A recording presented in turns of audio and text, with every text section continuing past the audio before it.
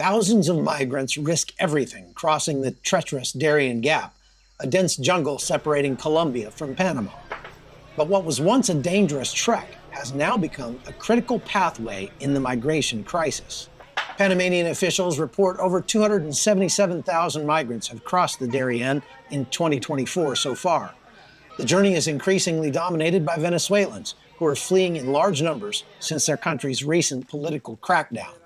With each crossing, migrants face growing hardships.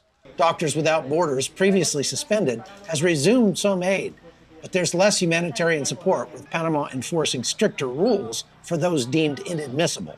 Panama's policy changes and strained resources mean migrants, especially non-Venezuelans, face potential deportation or fines. The journey's dangers are compounded by limited support and overcrowded conditions in Panama.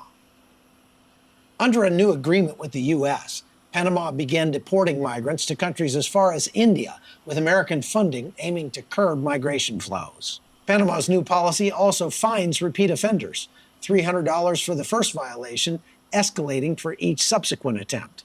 Those unable to pay are deported. As U.S. and Panamanian authorities collaborate, the migration crisis through the Darien Gap only intensifies. Desperate for a new life, these migrants risk everything, despite policy changes, and the tide shows no sign of stopping.